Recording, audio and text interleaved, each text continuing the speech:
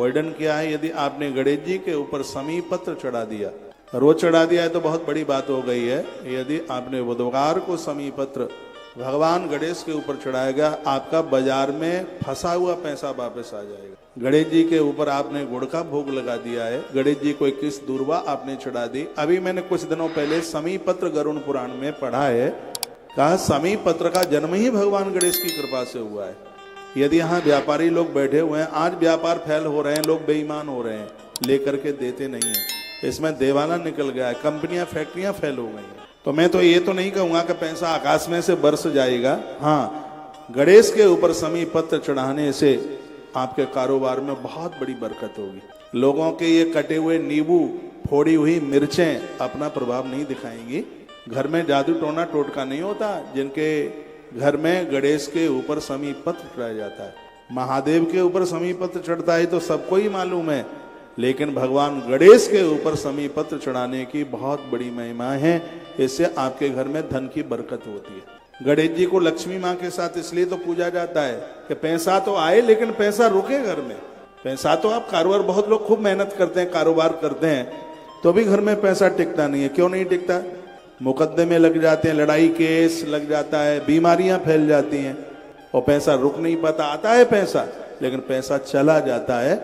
तो उसके लिए इन विघ्नों को दूर करने वाले भगवान प्रभु श्री गजानन ने इस ग्रंथ में गणेश की बड़ी महिमा का वर्णन किया गया है, वो भी मैं आपके बीच में निवेदन करूंगा। उससे पहले एक बात आज मैं 2-3 बार आपको बताऊंगा, वो ये है, कल कथा में पड़ रहा है सोमवार, और सोमवार और प्रदोष के समय पर यदि कथा सुन ली जाए, देखो ये कथा पहले 4 तारीख तक था ये आयोजन, लेकिन एकाएक फिर सोचा गया कि कथा में यदि शिव महारात्रि पड़ जावे, कथा में यदि शिव महारात्रि पड़ जाए तो उसको तत्काल कैलाश यात्रा करने का फल प्राप्त हो जाता है। आगे के कार्यक्रमों को, कितने कार्यक्रमों को पोस्टपोन किया गया। 12 ज्योतिर्लिंग यात्रा के साथ कैलाश यात्रा का फल उन्हें मिलता है यदि शिव महापुराण की कथा में ये महाशिवरात्रि चल के आ जाए। इसलिए ये आयोजन 4 की बजाय फिर वो 8 तारीख तक, क्योंकि 8 तारीख की शिवरात्रि, तो इसमें प्रदोष पड़ रहा है, इसमें भगवत कृपा से सोमवार पड़ रहा है। कल आपके पास 10 लाख काम हो उनको एक तरफा कर देना, लेकिन सोमवार को शिव पुराण मत सुनना छोड़ना।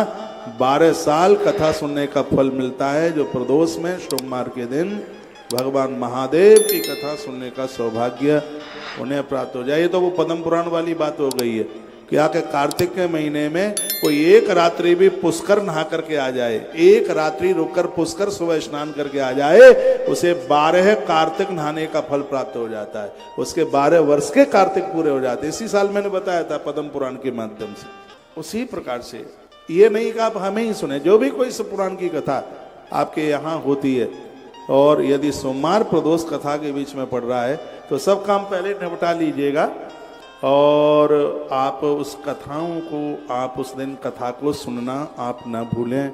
शिव महापुराण में देखिए, महापुरुषों का, महात्माओं का यहाँ रोज आना होगा।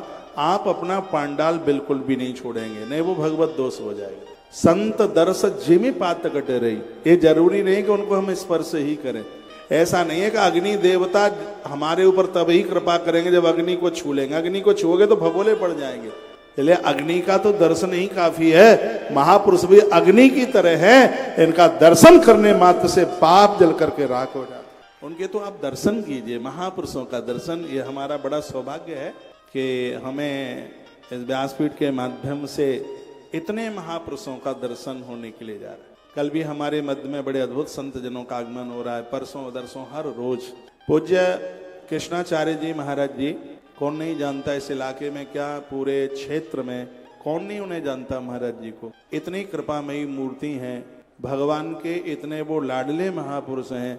ऐसे संतों का दर्शन करने से पाप ही नहीं, ताप, प्रताप और संताप तीनों के तीनों समाप्त हो जाते हैं।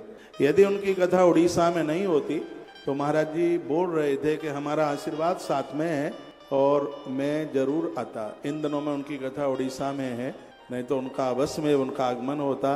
उनका आशीर्वाद हमें मिल गया है।